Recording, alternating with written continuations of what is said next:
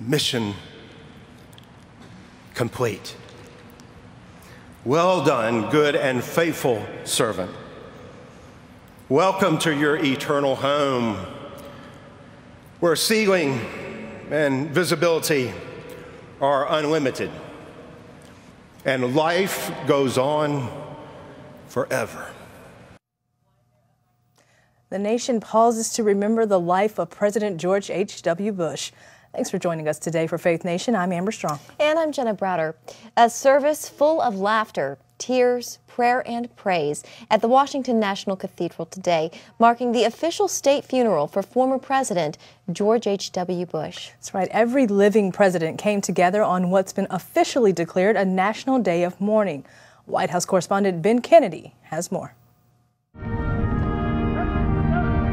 From the Capitol Hill steps to the halls of the National Cathedral and beyond. I believe in God, the Father Almighty, creator of heaven and earth. The country honored the nation's 41st president, George Herbert Walker Bush. George W. Bush delivered the eulogy for his father, the last person he spoke to before passing away. I said, "Dad, I love you and you've been a wonderful father." And the last words he would ever say on earth were, "I love you too."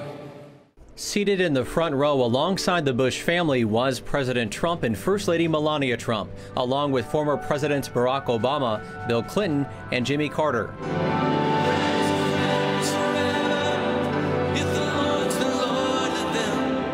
Christian recording artist Michael W. Smith, a longtime friend of the Bush family, sang Friends.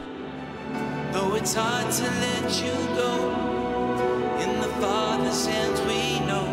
It means something because I've been friends with him for 29 years. And so the fact that he wanted me to sing at his funeral, it's just an honor beyond words, it really is. Smith recalled seeing President Bush a mere months before he passed away. As we were leaving, we just gave him a hug and said, "Hey, we love you. We love you. Thanks. Just so good to see you." And then, about the time we were back, he kind of get his little finger in the air and he had that little sparkle in his eye. He said, "Friends are friends forever." That's what he said. That's the last thing he said to us. And now you're singing Friends. It's crazy. And Deb and I walked out of there thinking, you know what? That might be the last time that we see him. Reverend Dr. Russell Levinson was with the former president in his final days and shared a moment he witnessed between Bush and his former Secretary of State James Baker, a man he called his little brother. Secretary Baker was at the foot of the president's bed, and toward the end, Jim Baker rubbed and stroked the president's feet for perhaps half an hour. The president smiled at the comfort of his dear friend. Here I witnessed a world leader who was serving, a servant who had been our world's leader. And what came to mind was Jesus. The 94-year-old served his country as president, vice president, World War II veteran, and even CIA director. He guided the U.S. through the Gulf War and the breakup of the Soviet Union. He stood in the breach against tyranny and discrimination. And on his watch, a wall fell in Berlin. A dictator's aggression did not stand. But one of his proudest moments was that of a husband and a father. Married more than 7 decades to Barbara, their marriage would bring 6 children, including George, who followed in Dad's footsteps as the country's 43rd president. A great and noble man, the best father a son or daughter could have. And in our grief, let us smile knowing that Dad is hugging Robin and holding Mom's hand again.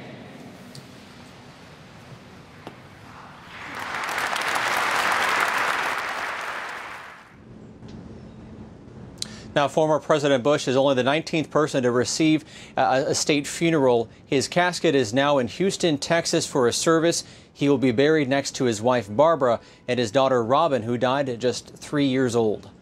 Ben Kennedy, CBN News, the White House. And And we are joined now by senior Washington correspondent Jennifer Wishon and chief political analyst David Brody.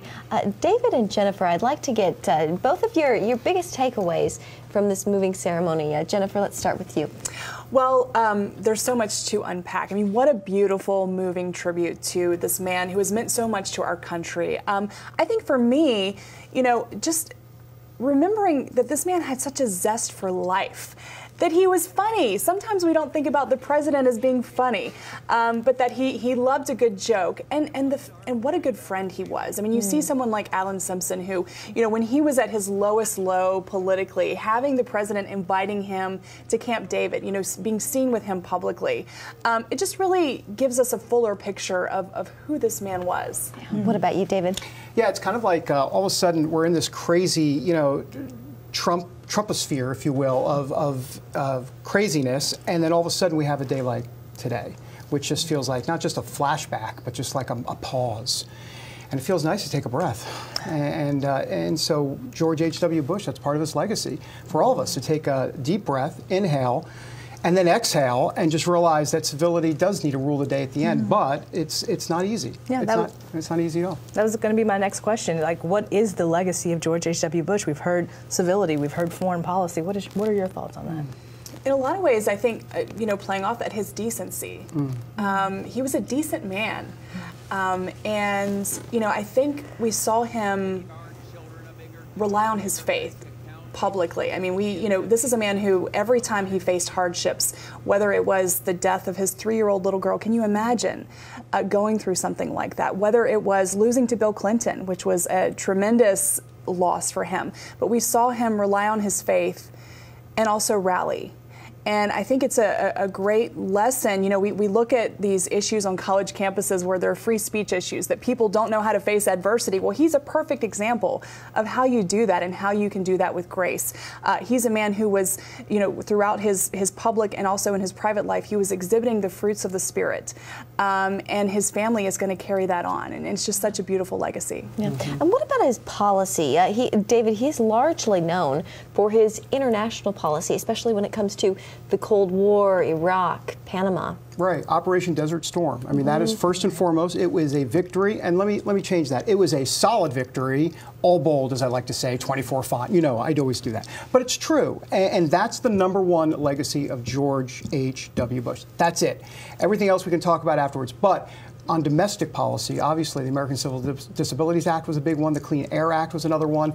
And of course, unfortunately for him, as we in the funeral today, it was a punch in the gut, I think. I think it was Alan Simpson who said he balanced the budget but received a punch in the gut because he did raise taxes when he said he wouldn't raise taxes. He knew it would hurt him politically. He did it anyhow. That's courage. And that kind of brings me to my next question is, will we see that again? There was a lot of talk about during that time. It was looked at as a bad decision and the bad move to raise Texas after saying, read my lips. But you almost hear like a pining for that moderate voice, that pining for that let's come together and be bipartisan, at least throughout the funeral service. Does that carry on? Well, I actually think it really could, and I'll just give you a quick illustration. Donald Trump and immigration of the Democrats right now. I mean, Donald Trump is willing to codify, I keep saying this all the time, he's willing to codify DACA into law. Obama never codified it into law, though we wanted to. But the point is, Trump's willing to do that against his base, against the deplorable base that's out there that will be upset that he's doing this. But he's willing to do it. The Democrats won't do it. Why? Yeah. Border wall funding. They won't give him a dime, or maybe, okay, $1.6 billion, which is nothing. So basically, there is an opportunity to come together. I don't think it's so much moderate voices. I think it's entrenchment on both sides. That's the real issue. Now, you know, something that a lot of people are talking about is the moment that President Trump walked into the cathedral. What did you make of that, Jennifer? We saw him sit down, shake hands with the Obamas, but that was it. He's picking up some flack for that. What are your thoughts? Well, if I was advising the president, I would have said, okay, Mr. President, this is what you can expect when you walk out. Hillary Clinton is going to be the first person on the row. If you want to shake her hand, you need to do that immediately. I would have had him go down the row and shake the hands of every man and woman sitting there, including both Clintons. He didn't do that. He reached over to shake hands with Obama. Bill Clinton, did he look at the president? Quickly. He might have looked quickly, but there wasn't really an opportunity. Bill Clinton didn't extend his hand. Trump didn't. Maybe he didn't want to be rude and reach over the Obamas. We don't know. But this is going to be analyzed as we're analyzing it. But again, I think that it's always a good idea to kill your enemies with kindness. And so again, I really think it was a missed opportunity. Well, and civility is a two-way street, okay? Everybody's going to talk about Trump. Well, Hillary had the icy stare as well and didn't even make eye contact with President Trump. And oh, by the way, back to President Trump. How about walking across and shaking Hillary's hand? Okay, but also, how about over to Jeb Bush, low-energy Jeb, who's going through a tough time right now with his father? How about a quick... So, I mean, look, these state funerals are opportunities for moments of civility and moments that, you know, are going to be etched in our memories for a very long time that you can build off of that momentum-wise. So I think there were some opportunities missed today. I think the one thing history always shows us is that we don't know everything going on behind the scenes. So we have no idea what kind of handshaking and kumbaya moments were happening behind the scene. And me being the optimist, I'm hoping that that is exactly what was happening, well, if or what's going to happen throughout the week. If there's something behind the scenes, let me know between Hillary and Trump, okay? All right, that'd be breaking news. Maybe they're agreeing 20 years from now. They're agreeing they don't want to be a civil, right? That's an agreement there. So Jennifer, David, thank you so much as always for your insight. Well, over the past few days, lawmakers have been speaking out about the influence Bush 41 had on their lives and this country. For more on that, we turn now to Capitol Hill correspondent Abigail Robertson. Abigail, I know you had a chance to hear from some of the congressional leaders about this. That's right, Jenna. I spoke with longtime Senator Chuck Grassley earlier this week, who told me what he admired most about the former president was his commitment to public service and morality. Take a look.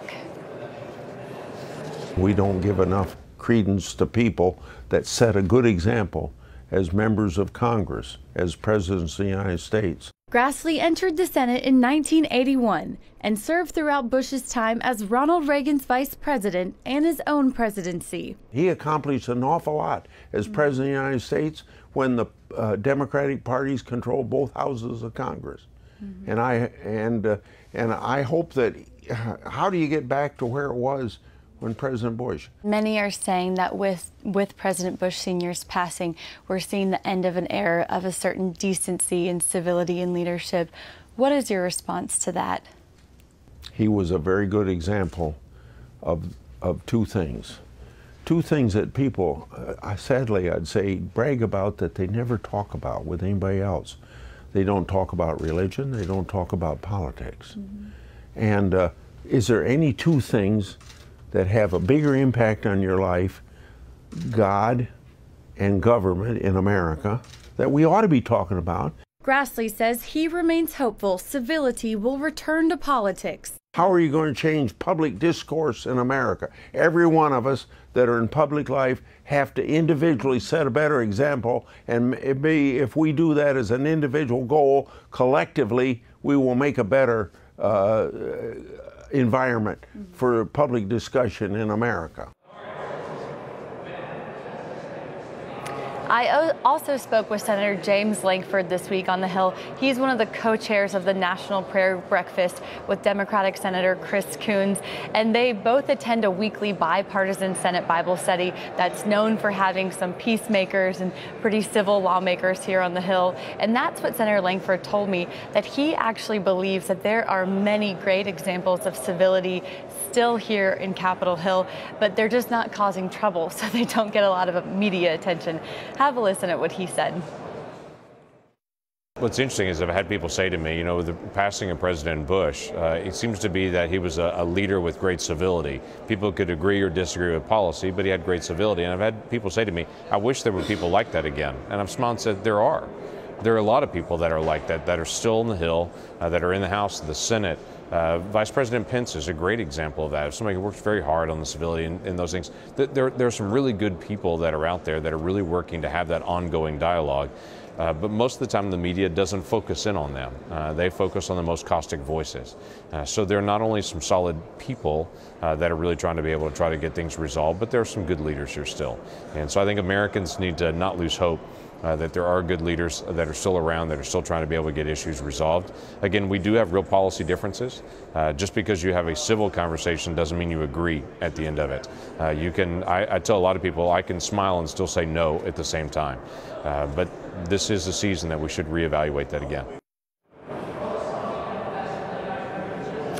And I'd have to agree with what Senator Langford has to say. These people might not be newsmakers, but I definitely see a lot of good examples of civility here in my day-to-day on the Hill. So as he said, we should not lose hope that civility is lost. Thanks, Abby. As we head into our commercial break, we want to leave you with some memorable moments over the last few days.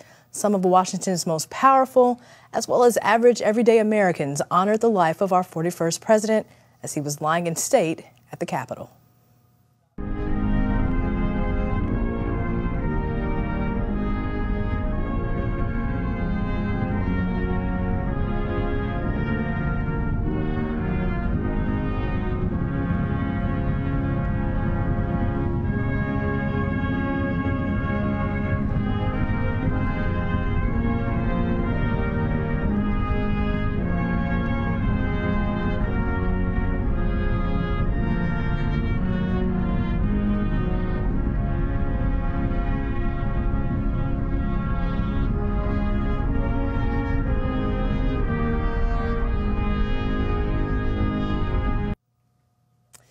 Well, as much as Washington paused this week, the Russia investigation pressed on. Special counsel Robert Mueller is recommending no prison time for former Trump National Security Advisor Michael Flynn in relation to the case. Flynn pleaded guilty to lying to the FBI about communications with Russia. And in a new legal filing, Mueller notes Flynn's cooperation and substantial assistance. According to the heavily redacted documents, the former general was interviewed 19 times, providing information on interactions between the Trump transition team and Russian government officials. It also says Flynn is assisting with an unnamed criminal investigation. Active duty troops will remain at the southwestern border of the U.S. throughout the new year. Defense Secretary Jim Mattis is extending the deployment, which was supposed to end mid-December. The move comes as the Trump administration weighs what to do about the impending arrival of migrant caravans who've been making their way toward the border. The president initially ordered about 5,800 troops to the southern borders of Texas, Arizona, and California back in October. But now they will remain until at least January 31st. And for more on that, we turn to CBN News contributor Chuck Holt. And Chuck, what role are the troops playing there at the border? Well, initially, they were just shoring up the defenses along the border fence. That is, putting in concertina wire, shoring up the physical barrier. And they did not have any active role in stopping people from coming across. But once we saw the migrant rush a couple of Sundays ago, where over 1,000 of them tried to rush the border entry point at San Ysidro, the military kind of changed its tactics a little bit. And now there are several military police companies that are actively engaged in training for riot control techniques. That is to be able to shore up the Border Patrol forces that are along that border and trying to make sure that those large groups of migrants are not able to just crash the border and come in. Chuck, what about Border Patrol? Are they equipped to handle this influx of migrants? Border Patrol has thousands of agents along the border, but the problem is there's 2,000 miles of border to cover. And so they try to amass them in the areas where they think there might be the biggest incursions. But part of the problem is getting them around quickly, having the mobility to move groups of agents around to put them where they need them at a moment's notice. And that's another thing that the military is helping with. They brought in air assets that are available to pick up the Border Patrol agents and move them into place. They always prefer that Border Patrol deal with the law enforcement issues along the border. They don't want U.S. troops having to become law enforcement along the border. That's outside of their purview. But if it becomes a danger to the Border Patrol agents, you can bet that those soldiers will be willing to step in and defend them. Chuck, you've spent some time inside the caravan. What is your biggest takeaway from your time on the ground with them? My biggest takeaway is that it's not a caravan, it's a pipeline. There are not just one large group of people coming north. There are just a constant flow. And sometimes they're in bigger groups and sometimes they're in smaller groups. The vast majority of the people that we spoke with inside the caravan were very clear that they were coming north for economic reasons and that they wanted a better life or a better job or more money or whatever in the United States. But the thing that was really impressed upon me, as the president has been really pilloried in the press for quote unquote the separation of families, is that the lax border enforcement is what was really separating families. Because when the people in this pipeline are sold on the idea that you can come north walking and just walk right into the United States, typically what they do is the breadwinner leaves the family or takes one of many children and leaves the rest of the family behind and comes north to try to get asylum. That asylum process could take up to 3 years. And in the process of that, he's not going to be able to go back and visit his family. And so that family will be separated for a long time. Yeah. All right, Chuck Holton, thank you so much. Good to see you. Still ahead on Faith Nation, how one former commander-in-chief used the presidential getaway for one of his favorite pastimes, Camp David. It is a hidden getaway where presidents, including the late George H.W. Bush, have found rest and refreshment for decades. Camp David serves our commander-in-chiefs as both a weekend retreat and important business center. Yeah, we spent a lot of time this week getting to know more about our 41st president, and if the week has taught us anything, it's the stories that you hear from behind the scenes leave the greatest impact. And as I found out, for President Ronald Reagan and his wife Nancy, the hidden cabin in the Maryland mountains was also much more for him and those in his administration. The elusive and somewhat mysterious Camp David has played double duty for more than a dozen U.S. presidents. From hosting foreign dignitaries in a relaxed setting to serving as nerve center for major policy decisions. And for former Reagan Press Secretary Mark Weinberg, a home away from home. On Friday afternoons, we would get on the helicopter on the south lawn of the White House. The president would wave to everybody and then disappear, essentially for 48 hours.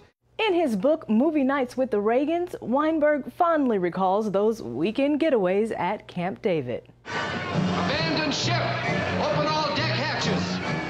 An actor himself, those movie nights at Aspen Lodge allowed the president to relive his years on the silver screen.